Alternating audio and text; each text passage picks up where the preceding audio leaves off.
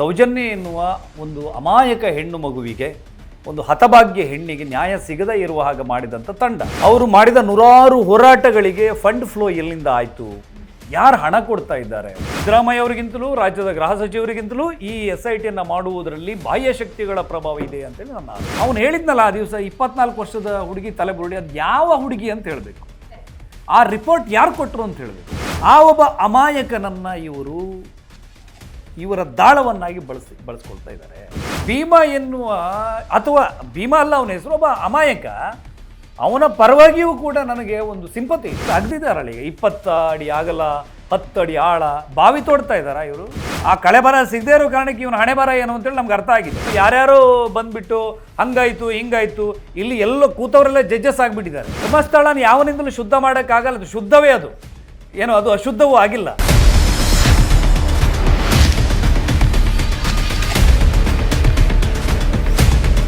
ನಮಸ್ಕಾರ, ವಿಶೇಷ ಕಾರ್ಯಕ್ರಮಕ್ಕೆ ಸ್ವಾಗತ. ನಾನು ದಿವ್ಯಶ್ರೀ. ಧರ್ಮಸ್ಥಳದಲ್ಲಿ ಶವವನ್ನು ಹೂತಿಟ್ಟ ಪ್ರಕರಣಕ್ಕೆ ಸಂಬಂಧಪಟ್ಟಂತೆ ಹಲವಾರು ಗೊಂದಲಗಳು ಸೃಷ್ಟಿಯಾಗಿದೆ.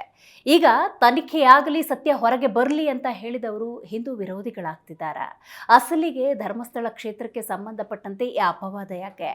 ಅನಾಮಿಕ ವ್ಯಕ್ತಿ ತಾನು ಹೂತಿಟ್ಟ ಸ್ಥಳ ಇದು, ಇಂಥವರು ನನಗೆ ಹೇಳಿದ್ರು ಅಂತ ಹೇಳ್ತಿದ್ದಾನೆ ಅನ್ನೋದಾದರೆ ಅವರೆಲ್ಲ ಯಾರು? ಅವರ ತನಿಖೆ ಆಗತ್ತಾ?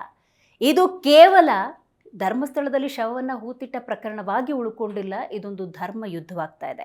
ಇದರ ಬಗ್ಗೆ ತಿಳಿಸ್ಕೊಡೋದಕ್ಕೆ ಇವತ್ತು ನಮ್ಮ ಕಾರ್ಯಕ್ರಮದಲ್ಲಿ ಸಾಮಾಜಿಕ ಕಾರ್ಯಕರ್ತರಾಗಿರುವಂತಹ ವಸಂತ ಗಿಳಿಯಾರ್ ಭಾಗಿಯಾಗಿದ್ದಾರೆ. ಮೊದಲಿಗೆ ಅವರಿಗೆ ಕಾರ್ಯಕ್ರಮಕ್ಕೆ ಸ್ವಾಗತವನ್ನು ಕೋರೋಣ. ಕಾರ್ಯಕ್ರಮಕ್ಕೆ ಸ್ವಾಗತ ವಸಂತ ಅವರೇ. Thank you. ಧರ್ಮಸ್ಥಳದಲ್ಲಿ ಶವಗಳನ್ನು ಹೂತಿಟ್ಟ ಪ್ರಕರಣ ಕೇವಲ ಅದೊಂದು ಕೇಸಾಗಿ ಉಳ್ಕೊಂಡಿಲ್ಲ, ಧರ್ಮ ಯುದ್ಧ ಆಗಿಬಿಟ್ಟಿದೆ. ಯಾಕೆ ಹೀಗಾಯ್ತು?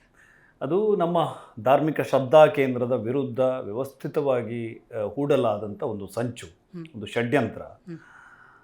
ರಾಷ್ಟ್ರ ವಿರೋಧಿ, ಧರ್ಮ ವಿರೋಧಿ ಷಡ್ಯಂತ್ರಗಳನ್ನು ಇದರ ಮೇಲೆ, ಆ ಶಕ್ತಿಗಳನ್ನು ಬಳಸ್ಕೊಂಡು ಹೂಡಿದ್ದಾರೆ. ಇದಕ್ಕೆ ಇಂಟರ್ನ್ಯಾಷನಲ್ ಫಂಡಿಂಗ್ ಆಗ್ತಾ ಇದೆ. ಅಂತಾರಾಷ್ಟ್ರೀಯ ಮಟ್ಟದ ಭಯೋತ್ಪಾದಕ ಚಟುವಟಿಕೆಗಳ ಕರಿನೆರಳು ಇದರ ಮೇಲೆ ಬೀಳ್ತಾ ಇದೆ. ಇದು ಕೇವಲ ಒಂದು ಧರ್ಮಸ್ಥಳ ಅನ್ನೋ ಸಬ್ಜೆಕ್ಟ್ ಮಾತ್ರ ಅಲ್ಲ, ಇದು ಟಾರ್ಗೆಟ್ ಧರ್ಮಸ್ಥಳ ಅಂತ ಸೇರ್ಕೊಂಡಿದೆ.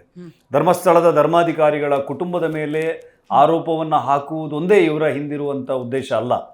ಒಟ್ಟಾರೆ ಧರ್ಮಸ್ಥಳದ ಮೇಲೆ ಇರುವಂಥ ಧಾರ್ಮಿಕ ಶ್ರದ್ಧೆಯನ್ನ, ನಂಬಿಕೆಯನ್ನ, ಆ ಒಂದು ಏನು ಬಾಂಡಿಂಗನ್ನು, ಭಕ್ತರ ಮೇಲೆ ಮತ್ತೆ ಕ್ಷೇತ್ರದ ಮೇಲೆ ಇರುವಂಥ ಶ್ರದ್ಧೆಯನ್ನ ಕದಡುವಂಥ ಸಂಚು. ಹಾಗಾಗಿ ಇದು ಧರ್ಮಯುದ್ಧವೇ ಒಂದು ರೀತಿಯಲ್ಲಿ. ರೈಟ್. ಒಂದು ಸಣ್ಣ ಮಗುಗೂ ನೀರನ್ನ ಕೂತ್ಕೊಂಡು ಕುಡಿ, ನಿಂತ್ಕೊಂಡು ಕುಡಿಬೇಡ ಅಂತ ಹೇಳಿದ್ರೆ ಯಾಕೆ ಅಂತ ಕೇಳುತ್ತೆ. ಸೈಂಟಿಫಿಕ್ ರೀಸನ್ ಅನ್ನ ಕೇಳುತ್ತೆ, ಪ್ರೂಫ್ ಅನ್ನ ಕೇಳುತ್ತೆ. ನೀವೀಗ ಹೇಳ್ತಿರುವಂತ ಒಂದು ಆರೋಪಕ್ಕೆ, ಬಹುದೊಡ್ಡ ಆರೋಪ ಅದು, ಫಂಡಿಂಗ್ ಆಗ್ತಾ ಇದೆ, ಷಡ್ಯಂತ್ರ ಅಂತ ಹೇಳ್ತೀರಿ ಅಂದ್ರೆ ಜನ ಕೇಳೋದು ಅದನ್ನೇ, ಸಾಕ್ಷಿ ಕೊಡಿ, ತೋರಿಸಿ ಅಲ್ಲ ಅಂತಾರೆ. ಎಕ್ಸಾಕ್ಟ್ಲಿ. ಈಗ ಕುಕ್ಕರ್ ಬಾಂಬ್ ಸ್ಫೋಟವನ್ನ ಮಾಡಲಿಕ್ಕೆ ಸಂಚು ಹೂಡಿದವನ ಟಾರ್ಗೆಟ್ ಧರ್ಮಸ್ಥಳ ಆಗಿತ್ತು. ನಕ್ಸಲೈಟ್ ಹಿಟ್ ಲಿಸ್ಟಲ್ಲಿ ನಮ್ಮ ಧರ್ಮಸ್ಥಳ ಇತ್ತು. ಧರ್ಮಸ್ಥಳದ ಮೇಲೆ ನಿರಾಧಾರವಾದಂಥ ಯಾವುದೇ ಸಾಕ್ಷಿ, ಆಧಾರ, ಪುರಾವೆ ಇಲ್ಲದೆ ಆರೋಪವನ್ನು ಹಾಕಿದಾಗ ವಿದೇಶಿ ಮೀಡಿಯಾಗಳು ಇದರ ಬಗ್ಗೆ ಸುದ್ದಿಗಳನ್ನು ಮಾಡ್ತವೆ. For example all Jazeera. ಇವತ್ತು ನೀವು ಆಂಧ್ರದ ಕಮ್ಯುನಿಸಮ್ ಹಿನ್ನೆಲೆ ಇರುವಂಥ ಮೀಡಿಯಾಗಳನ್ನು ಗಮನಿಸಿ, ಕೇರಳದ ಕಮ್ಯುನಿಸಮ್ ಹಿನ್ನೆಲೆ ಇರುವಂಥ ಮೀಡಿಯಾಗಳನ್ನು ಗಮನಿಸಿ, ತಮಿಳುನಾಡಿನ ಮೀಡಿಯಾಗಳನ್ನು ಗಮನಿಸಿ, ಮತಾಂತರಕ್ಕೆ ಬೆಂಬಲ ಕೊಡುವಂಥ ಗುಂಪುಗಳನ್ನು ಗಮನಿಸಿ, ಜಿಹಾದಿ ಷಡ್ಯಂತ್ರಗಳನ್ನು ಮಾಡಿದಂತಹ ಗುಂಪುಗಳನ್ನು ಗಮನಿಸಿ, ಅವರೆಲ್ಲರೂ ಕೂಡ ಬಹಳ ಕಾಳಜಿಯಿಂದ ಧರ್ಮಸ್ಥಳದ ವಿಷಯವಾಗಿ ಮಾತಾಡ್ತಾ ಇದ್ದಾರೆ. ಧರ್ಮಸ್ಥಳದ ವಿಷಯವನ್ನ ಇಡೀ ವಿಶ್ವದಗಲ ಪಸರಿಸುವ ಮೂಲಕ ಧರ್ಮಸ್ಥಳದ ವಿರುದ್ಧ ಈ ಸಂಚು ವ್ಯವಸ್ಥಿತವಾಗಿ ಜೀವಂತವಾಗಿರುವ ಹಾಗೆ ನೋಡ್ಕೊಳ್ತಾ ಇದ್ದಾರೆ. ಬಹಳ ಚೆನ್ನಾಗಿ ಅರ್ಥ ಆಗುತ್ತೆ ನಮಗೆ. ಯಾಕಂದರೆ ಇದರ ಹಿಂದೆ ಧರ್ಮಸ್ಥಳದ ವಿರುದ್ಧ ಮಾಡಿದ ಇವರು ಹೋರಾಟಗಳೇನಿವೆ, ಸೌಜನ್ಯ ಪ್ರಕರಣ ನೆಪ ಮಾತ್ರ ಅಂತ ಆಗಲೂ ಕೂಡ ನಾನು ಪ್ರತಿಪಾದನೆ ಮಾಡಿದ್ದೆ. ಸೌಜನ್ಯಳಿಗೆ ಇವರಿಗೆ ನ್ಯಾಯ ಕೊಡಿಸ್ಬೇಕನ್ನೋ ಒಂದು ಕಿಂಚಿತ್ತೂ ಕಾಳಜಿ ಇರಲಿಲ್ಲ. ಅವರ ಮನೆಯವರನ್ನೇ ಬ್ರೈನ್ ವಾಶ್ ಮಾಡಿ, ಅವರ ಮನೆಯವರನ್ನೇ ಜೊತೆ ಸೇರಿಸಿಕೊಂಡು ಸೌಜನ್ಯ ಎನ್ನುವ ಒಂದು ಅಮಾಯಕ ಹೆಣ್ಣು ಮಗುವಿಗೆ, ಒಂದು ಹತಭಾಗ್ಯ ಹೆಣ್ಣಿಗೆ ನ್ಯಾಯ ಸಿಗದೇ ಇರುವ ಹಾಗೆ ಮಾಡಿದಂಥ ತಂಡ. ಅವರು ಮಾಡಿದ ನೂರಾರು ಹೋರಾಟಗಳಿಗೆ ಫಂಡ್ ಫ್ಲೋ ಎಲ್ಲಿಂದ ಆಯಿತು? ಯಾರು ಹಣ ಕೊಡ್ತಾ ಇದ್ದಾರೆ? ಅವ್ರು ಮಾಡ್ತಾ ಇರುವ ಸೋಷಿಯಲ್ ಮೀಡಿಯಾಗಳು, ಅವ್ರು ಕಟ್ಟಿಕೊಂಡಿರುವಂಥ ಯೂಟ್ಯೂಬ್ ಚಾನಲ್ಗಳು, ಇದಕ್ಕೆಲ್ಲ ಈ ಓಡಾಟಗಳು, ಈ ಖರ್ಚು ವೆಚ್ಚಗಳನ್ನು ಯಾರು ನಿಭಾಯಿಸ್ತಾ ಇದ್ದಾರೆ ಅಂತೇಳಿ ಗಮನಿಸಿದಾಗ ಇದಕ್ಕೆ ನನ್ನ ಹತ್ರ ಈಗ ತೋರಿಸ್ತೀನಿ, ಶೋ ಮಾಡ್ತೀನಿ ಅಂತ ಹೇಳುವ ಡಾಕ್ಯುಮೆಂಟ್ ಇಲ್ಲದೇ ಇದ್ರೂ ಕೂಡ ಊಹನಾತ್ಮಕವಾಗಿ ಬಹಳ ನಿಖರವಾಗಿ ಹೇಳ್ಬೋದು, ಇದಕ್ಕೆ ವಿದೇಶಿ ಫಂಡಿಂಗ್ ಆಗಿದೆ. NIA ತನಿಖೆ ಆದ್ರೆ ಇದರಿಂದ ಯಾರ್ಯಾರಿದ್ದಾರೆ ಎಲ್ಲರೂ ಕೂಡ ಬಯಲಿಗೆ ಬರ್ತಾರೆ. ಇಂತಹ ಹಲವಾರು ಷಡ್ಯಂತ್ರದ ವಿಚಾರಗಳು ವಸಂತ್ ಗಿಳಿಯಾರ್ ಅವ್ರಿಗೆ ಅರ್ಥ ಆಗುತ್ತೆ, ಧರ್ಮರಕ್ಷಕ ಹಿಂದೂ ಬಾಂಧವರಿಗೆ ಅರ್ಥ ಆಗುತ್ತೆ, ಯಾಕೆ ಸರ್ಕಾರಕ್ಕೆ ಅರ್ಥ ಆಗಲ್ವಾ? ಧರ್ಮರಕ್ಷಕ ಶಕ್ತಿ ಕೇಂದ್ರಗಳಿಗೆ ಅರ್ಥ ಆಗ್ತಿಲ್ವಾ ಇದು? ಸರ್ಕಾರ SIT ನೇಮಕ ಮಾಡಿದೆಯಲ್ಲ, ಸಿದ್ದರಾಮಯ್ಯ ಅವರಿಗೆ ಬಹಿರಂಗವಾಗಿ ನಾನು ಕೂಡ ಪತ್ರ ಬರೆದಿದ್ದೆ, ಒಂದು SIT ನೇಮಕ ಮಾಡಿಬಿಡಿ, ಯಾಕಂದ್ರೆ ನಿಷ್ಪಕ್ಷಪಾತವಾಗಿ ತನಿಖೆ ಆಗಲಿ. ಏನು ಧರ್ಮಸ್ಥಳದ ಕಡೆಗೆ ಬೊಟ್ಟು ಮಾಡಿ ನೂರಾರು ಶವ, ಸಾವಿರಾರು ಶವ ಅಂತ ಹೇಳಿ ಆರೋಪಗಳನ್ನು ಮಾಡ್ತಾ ಇದ್ದಾರೆ, AI ವಿಡಿಯೋಗಳನ್ನ ಹರಿಬಿಡ್ತಾ ಇದ್ದಾರೆ. ಇದನ್ನ ತನಿಖೆ ಮಾಡಿ ಇದ್ರ ಹಿಂದಿರುವವರು ಯಾರು ಅಂತಲೂ ಕೂಡ ತನಿಖೆ ಆಗಬೇಕು ಅಂತ ಹೇಳಿ ನಾನು ಕೂಡ ಸೋಷಿಯಲ್ ಮೀಡಿಯಾದಲ್ಲಿ ಒಂದು ಅವೇರ್ನೆಸ್ ಮೂಡಿಸೋ ಕಾರಣಕ್ಕೆ ಈ ಪತ್ರವನ್ನು ಸಿದ್ದರಾಮಯ್ಯ ಅವರಿಗೆ ತಲುಪಿಸಿ ಅಂತೇಳಿ ಒಂದು ಪತ್ರ ಬರೆದಿದ್ದೆ. ಅದರ್ ದೆನ್ ಈ ಮೀಡಿಯಾದವರು ಸಿದ್ದರಾಮಯ್ಯ ಅವ್ರಿಗೆ ಕೇಳಿದಾಗ, ಯಾಕ್ರಿ ಅವ್ರ್ಯಾರೋ ಹೇಳಿದ ತಕ್ಷಣ ನಾವು SIT ಮಾಡ್ಬೇಕೇನ್ರಿ ಅಂತ ಕೇಳಿದರು. ಆದರೆ ರಾತ್ರೋರಾತ್ರಿ ಹೆಂಗೆ ಯಾರ ಇನ್ಫ್ಲುಯೆನ್ಸ್ ಬಂತು ಸಿದ್ದರಾಮಯ್ಯ ಅವರಿಗೆ? ಸಂಡೇ SITನ ರಚನೆ ಮಾಡಿಬಿಟ್ಟು ಆರ್ಡರ್ ಮಾಡ್ತಾರೆ. ಇದರ ಹಿಂದೆ ಇರುವ ಸೀಕ್ರೆಟ್ ಏನು ಅಂತ ಹೇಳಿದ್ರೆ, ಈ ಧರ್ಮಸ್ಥಳವನ್ನ ಟಾರ್ಗೆಟ್ ಮಾಡ್ಕೊಂಡಿರುವಂತ ಶಕ್ತಿ ಸಿದ್ದರಾಮಯ್ಯಗಿಂತಲೂ ಸ್ಟ್ರಾಂಗ್ ಆಗಿವೆ. ಓಕೆ, ಈಗ ಸಿದ್ದರಾಮಯ್ಯ ಅವರು SIT ಮಾಡೋದು ಸಿದ್ದರಾಮಯ್ಯ ಸರ್ಕಾರದಾಗ ಸುಪರ್ದಲ್ಲಿ ಇರ್ಬೇಕಾದಂತ ವಿಚಾರ. ಹಿಂದಿನ ದಿನ ಮಾಡಲ್ಲ ಅಂತ ಹೇಳಿದ್ದಾರೆ. ಹಾಗಿದ್ರೆ ರಜಾ ದಿನವಾದಂಥ ಸಂಡೇ ಯಾಕೆ ಇವ್ರು ಮಾಡಬೇಕು? ಯಾರು ಯಾವ ಅಧಿಕಾರಿಯನ್ನ ಹಾಕೊಡಿ ಅಂತ ಕೇಳ್ತಾ ಇದ್ದಾರೆ, ಅದೇ ಪ್ರಣಬ್ ಮೊಹಂತಿ ಅವ್ರನ್ನ ಹಾಕಿನೇ, ನಂದೇನು ಆಕ್ಷೇಪ ಇಲ್ಲ, ಆದ್ರೆ ಅವ್ರನ್ನ ಹಾಕಿನೇ ಇವರು SITಯನ್ನು ರಚನೆ ಮಾಡ್ತಾರೆ. ಅಂದ್ರೆ ತಮಿಳುನಾಡಿನ ಒಬ್ಬ ಸಂಸದನ ಹೆಸರು ಕೇಳಿ ಬರ್ತಾ ಇತ್ತು. ಆ ತಮಿಳುನಾಡಿನ ಸಂಸದ ಕೇಂದ್ರೀಯ ಸ್ತರದಲ್ಲಿ ಪ್ರಭಾವವನ್ನು ಬಳಸಿ ಸಿದ್ದರಾಮಯ್ಯ ಅವರ ಮೇಲೆ ಒತ್ತಡವನ್ನು ಹಾಕಿ SITಯನ್ನು ತರಾತುರಿಯಲ್ಲಿ ರಚನೆ ಮಾಡ್ತಾರೆ ಅಂಥೇಳಿ.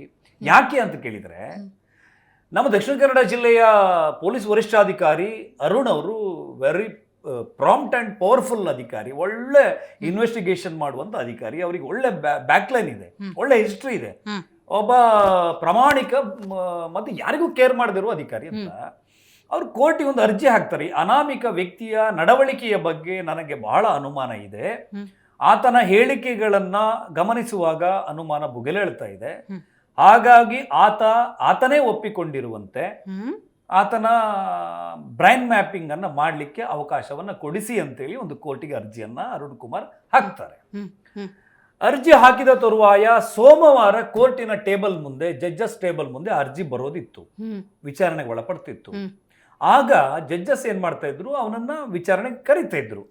ಏನಪ್ಪಾ ನಿಂದು ಬ್ರೈನ್ ಮ್ಯಾಪಿಂಗ್ ಒಪ್ಪಿಗೆ ಇದೆ, ಯಾಕಂದ್ರೆ ಒಬ್ಬ ವ್ಯಕ್ತಿಯ ಒಂದು ಫಂಡಮೆಂಟಲ್ ರೈಟ್ಸ್, ನೀನು ಒಪ್ತೀಯಾ ಇಲ್ವಾ ಅಂತ ಜಡ್ಜಸ್ ಕೇಳ್ತಾರೆ. ಒಪ್ತೀನಿ ಅಂತ ಅವನು ಹೇಳಿದ್ರೆ ಇವ್ರ ಬಂಡವಾಳ ಬಯಲಾಗ್ತಾ ಇತ್ತು, ಒಪ್ಪಲ್ಲ ಅಂತ ಹೇಳಿದ್ರು ಕೂಡ ಇವ್ರ ಬಂಡವಾಳ ಬಯಲಾಗ್ತಿತ್ತು. ಯಾಕಂತ ಹೇಳಿದ್ರೆ ಅವನೇ ಅವನ ತಪ್ಪೊಪ್ಪಿಗೆಯ ಪತ್ರದಲ್ಲಿ ದಾಖಲಿಸಿದ, ನಾನು ಯಾವುದೇ ರೀತಿಯ ವೈಜ್ಞಾನಿಕ ತನಿಖೆಗೆ ನಾನು ಸಹಕರಿಸ್ತೀನಿ, ಬ್ರೈನ್ ಮ್ಯಾಪಿಂಗ್ ನನ್ನ ಮೇಲೆ ಮಾಡಬಹುದು, ನಾನು ಅದಕ್ಕೆ ಸಿದ್ಧನಿದ್ದೀನಿ ಅಂತೇಳಿ ಬರ್ಕೊಟ್ಟಿದ್ದಾನೆ. ಒಂದು ಇನ್ವೆಸ್ಟಿಗೇಷನ್ ಮಾಡುವ ಅಧಿಕಾರಿ ಗೊತ್ತಿರ್ತದೆ, ಆ ಕಂಪ್ಲೇಂಟ್ ಕಾಪಿ ನೋಡಿದ ತಕ್ಷಣ ಗೊತ್ತಾಗುತ್ತೆ ಇದರಲ್ಲಿ ಏನ್ ಕತೆ ಹೊಡೆದಿದ್ದಾರೆ ಇವರು ಅಂತೇಳಿ. ಹಾಗಾಗಿ ಅಂತಹ ಒಬ್ಬ ದಕ್ಷ ಅಧಿಕಾರಿ ಅರುಣ್ ಕುಮಾರ್ ಅವರಿಗೆ ಇವತ್ತು ನನ್ನ ಮೇಲೆ ಕೂಡ FIR ದಾಖಲಾಗಿದೆ, ಹಾಗಂತೇಳಿ ನಾನು ಅವ್ನು ದೂರಲ್ಲ. ಅವರು ಒಬ್ಬ ಮಿಸ್ಟರ್ ಪರ್ಫೆಕ್ಟ್ ಅಂತಾನೆ ಹೇಳದ್ ನಾನು. ಬಹಳ ಒಳ್ಳೆ ತನಿಖೆ ಮಾಡಿದರೆ, ಯಾವ ರಾಜಕಾರಣಿಗೂ ಕೇರ್ ಮಾಡಲ್ಲ, ಬಹಳ ಸ್ಟ್ರೈಟ್ ಫಾರ್ವರ್ಡ್ ಅಧಿಕಾರಿ ಇದ್ದಾರೆ. ಅಂತ ಅಧಿಕಾರಿ ಇದರಲ್ಲಿರುವ ಎಲ್ಲ ಹುರುಳುಗಳನ್ನ ಜಾಲಾಡಿದ್ದಾರೆ, ಅವ್ರಿಗೆ ಗೊತ್ತಾಗಿದೆ ಇದು ಇವ್ರ ಬಣ್ಣ ಬಯಲಾಗತ್ತೆ ಅಂತೇಳಿ ರಾತ್ರೋರಾತ್ರಿ SIT ರಚನೆ ಮಾಡಿದ್ದಾರೆ. ಹಾಗಾಗಿ ಸಿದ್ದರಾಮಯ್ಯ ಅವರಿಗಿಂತಲೂ ರಾಜ್ಯದ ಗೃಹ ಸಚಿವರಿಗಿಂತಲೂ ಈ SIT ಮಾಡುವುದರಲ್ಲಿ ಬಾಹ್ಯ ಶಕ್ತಿಗಳ ಪ್ರಭಾವ ಇದೆ ಅಂತೇಳಿ ನನ್ನ ಆರೋಪ ಇದೆ. SIT ತನಿಖೆ ಮಾಡಿದ್ದಾರೆ ಅಂದ ತಕ್ಷಣ ಹಾಗಾದ್ರೆ ಈಗ ಸಿದ್ದರಾಮಯ್ಯನವರು ಇರ್ಬೋದು, ಗೃಹ ಸಚಿವರು ಇರ್ಬೋದು, ಈ ಧರ್ಮಸ್ಥಳವನ್ನ ಹಣಿಯುವ ಪಾಲುದಾರಿಕೆಯಲ್ಲಿ ಭಾಗಿಯಾದಂಗಾಯ್ತು ಅಂತ ಡೆಫಿನೆಟ್ಲಿ ನಾನು ಹೇಳಲ್ಲ ಅದನ್ನ. ನನಗೆ ಸಿದ್ದರಾಮಯ್ಯ ಅವರ ಬಗ್ಗೆ, ಗೃಹ ಸಚಿವ ಪರಮೇಶ್ವರ್ ಅವ್ರ ಬಗ್ಗೆ ವಿಶ್ವಾಸ ಇದೆ. ಅವರು ನನ್ನ ರಾಜಕೀಯವಾದ ನನ್ನ ವೈಚಾರಿಕವಾದ ನಿಲುವು ಬೇರೆ, ಸಿದ್ದರಾಮಯ್ಯ ಅವ್ರದ್ದು ಬೇರೆ, ಅವರ ಪಕ್ಷದ ಸಿದ್ಧಾಂತಗಳೇ ಬೇರೆ. ಆದರೆ ಒಬ್ಬ ಸಿದ್ದರಾಮಯ್ಯ ಅವರು ಒಬ್ಬ ಒಳ್ಳೆಯ ಮುಖ್ಯಮಂತ್ರಿ, ಅವರಿಗೆ ಒಬ್ಬ ಸಮಚಿತ್ತ ಭಾವದ ರಾಜಕಾರಣಿ, ನನಗೆ ಅವ್ರ ಬಗ್ಗೆ ವಿಶ್ವಾಸ ಇದೆ. ಗೃಹ ಸಚಿವ ಪರಮೇಶ್ವರ್ ಕೂಡ ಪ್ರಬುದ್ಧರಿದ್ದಾರೆ, ಅವ್ರ ಹೇಳಿಕೆಗಳನ್ನು ಗಮನಿಸಿದ್ದೀನಿ. ಅವ್ರಿಗೆ ಆ ಉದ್ದೇಶ ಇಲ್ಲ. ಆದರೆ SIT ರಚಿಸುವ ಮೂಲಕ ಏನಾಗ್ತದೆ ಅಂತ ಕೇಳಿದ್ರೆ, SIT ಮಾಡ್ತಾ ಇರುವ ಪ್ರೊಪಗಂಡೆ ಅಂತ ಹೇಳಿ ಅದು ಆ SIT ತನಿಖೆಯನ್ನು ಇಟ್ಕೊಂಡು ಈ ಹೊರಗಡೆ ಒಂದು ಶಕ್ತಿ ಇವೆಯಲ್ಲ, ದುಷ್ಟಕೂಟ ಇವೆಯಲ್ಲ, ಫಾರ್ ಎಕ್ಸಾಂಪಲ್ ಯಾವುದೊಬ್ಬ ಬಾಂಬೆ SI ಅಂತ ಹೇಳ್ತಿದ್ದಾರೆ. ಇವರು ಒಂದು ತಲೆಬುರುಡೆಯನ್ನು ತಗೊಂಡು ಹೋಗಿ ಪೊಲೀಸ್ ಸ್ಟೇಷನ್ಗೆ ಕೊಡ್ತಾರೆ. ಪೊಲೀಸ್ ಸ್ಟೇಷನ್ಗೆ ಕೊಟ್ಟ ತಲೆಬುರುಡೆ SIT ಸುಪರ್ದಿಗೆ ಸೇರುವಂಥದ್ದು. FSL ವರದಿಯನ್ನು ಯಾರು ಕೂಡ ಇಲ್ಲಿ ತನಕ ಕೊಟ್ಟಿಲ್ಲ. ಆದರೂ ಕೂಡ ಆತ ಯೂಟ್ಯೂಬ್ ಚಾನಲಲ್ಲಿ ಕೂತ್ಕೊಂಡು ಅದು 24 ವರ್ಷದ ಹೆಣ್ಣು ಮಗುವಿನ ತಲೆಬುರುಡೆ ಅಂತೇಳಿ ಅವನು ಹೇಳ್ತಾನೆ. ನನಗೆ ಸೋರ್ಸ್ ಹೇಳಿದೆ ಅಂತ ಹೇಳ್ತಾನೆ. ಈಗ ನಾವು ಕೇಳೋದು ಆಫ್ಟರ್ ಏನು SIT ಎನ್ಕ್ವೈರಿ, ಅವನು ಹೇಳಿದ್ನಲ್ಲ ಆ ದಿವಸ 24 ವರ್ಷದ ಹುಡುಗಿ ತಲೆಬುರುಡೆ, ಅದು ಯಾವ ಹುಡುಗಿ ಅಂತ ಹೇಳಬೇಕು. ಕರೆಕ್ಟ್. ಆ ರಿಪೋರ್ಟ್ ಯಾರು ಕೊಟ್ಟರು ಅಂತ ಹೇಳಬೇಕು. ಆ ರಿಪೋರ್ಟು ಇಂಡಿಕೇಟ್ ಮಾಡ್ತಿರೋದು ಇದನ್ನ ಧರ್ಮಸ್ಥಳದ ಈ ಪ್ರೊಪಗಂಡ ಜೊತೆ ಸೇರಿಸ್ತಾರೆ. ಅಂದ್ರೆ ಇವರು 24 ವರ್ಷದ ಹೆಣ್ಣು ಮಗುವನ್ನ ಕೊಂದು ಇಲ್ಲಿ ಹುಗ್ದಿದ್ದಾರೆ, ಆ ತಲೆಬುರುಡೆ ಸಿಕ್ಕಿದೆ ನಮಗೆ ಅಂತ ಹೇಳಿ ಅವನು ಹೇಳಿರುವಂಥದ್ದು. ಆ ರೀತಿಯಲ್ಲಿ ಸೃಷ್ಟಿ ಮಾಡಿರುವಂಥದ್ದು. ಹಾಗಿದ್ರೆ SIT ಅವರು ಆತನಿಗೆ ಸೋರ್ಸ್ ಅಲ್ಲ, ಅವ್ನು ಕೊಟ್ಟಿಲ್ಲ ವರದಿ. SIT ಅವರು ಯಾರು ಅವನಿಗೆ ವರದಿ ಕೊಟ್ಟಿಲ್ಲ. ಹಾಗಾದ್ರೆ ಅವ್ನು ಹೆಂಗೆ ಹೇಳ್ತಾನೆ? ಅವನನ್ನು ಎನ್ಕ್ವೈರಿ ಮಾಡ್ಬೇಕಲ್ವಾ. ಈಗ ಟೋಟಲ್ ನೀವು ಬೇರೆ ಬೇರೆ ಸ್ಟೇಟ್ ನಲ್ಲಿ ಹರಿಯ ಬಿಡ್ತಾ ಇರುವಂತ ವರದಿಗಳನ್ನ ನೋಡಿದ್ರೆ ಅಲ್ಲಿ 100 ಶವದ ಅಸ್ಥಿಪಂಜರಗಳು ಸಿಕ್ತಂತೆ. ಬೇರೆ ಸ್ಟೇಟ್ ಯಾಕೆ ಇದೇ ಇಲ್ಲಿ ಯಾವುದೋ ಒಂದು ಯಾವುದೋ ಚಾನಲ್ ನೋಡಿದೆ ನಾನು, 12 ಅಸ್ಥಿಪಂಜರಗಳು ಸಿಕ್ಕಿವೆ ಅಂತೇಳಿ ಅವನೊಬ್ಬ B ಗ್ಯಾಂಗ್ನವನು ವರದಿ ಮಾಡ್ತಾನೆ. ಯಾವ ಸೋರ್ಸಲ್ಲಿ ಮಾಡ್ತಾನೆ ಇವನು? ಆಯ್ತು, ಅವರ ತನಿಖೆ ಆಗಬೇಕಲ್ವಾ ಅನ್ನುವಂಥ ಪ್ರಶ್ನೆ ಕೇಳಿದ್ರಲ್ಲ, ಅದಕ್ಕೆ ನಂದು ಮರು ಪ್ರಶ್ನೆ. ಇವತ್ತು ಭೀಮಾ ಅನ್ನುವಂಥ ಒಬ್ಬ ವ್ಯಕ್ತಿ ಬರ್ತಾನೆ, ನಾನು ಇಲ್ಲಿ ಹೋತೆ, ಇವರು ಹೇಳಿದ್ದಕ್ಕೆ ಅವರ ಇನ್ಸ್ಟ್ರಕ್ಷನ್ ಮೇಲೆ ಅವರದ್ದು ಅನ್ನುವ ಪದಪ್ರಯೋಗವೇ ಆಗ್ತಿರೋದ್ರಿಂದಾಗಿ ಅವರದ್ದು ಇನ್ವೆಸ್ಟಿಗೇಷನ್ ಆಗಬೇಕಲ್ವಾ. ಈಗ ಭೀಮನ ಆಧಾರ ಇಟ್ಟುಕೊಂಡು ಎಲ್ಲ ಕಡೆ ಹೂತಿರೋದನ್ನು ತೆಗೆಯೋದಂತೆ, ಭೀಮಂದೇ ಮಂಪರು ಪರೀಕ್ಷೆ ಹಾಕ್ತಾರಂತೆ, ಭೀಮಂದೇ ಇನ್ವೆಸ್ಟಿಗೇಷನ್ ಮಾಡ್ತಾರಂತೆ. ಅವರದ್ದು ಇನ್ವೆಸ್ಟಿಗೇಷನ್ ಆಗಬೇಕಲ್ವಾ. ಯಾರು ಬೇಡ ಅಂದ್ರು ಇನ್ವೆಸ್ಟಿಗೇಷನ್ ಮಾಡೋದ್ರ ಬಗ್ಗೆ ಯಾರದ್ದು ಅಬ್ಜೆಕ್ಷನ್ ಇಲ್ಲ.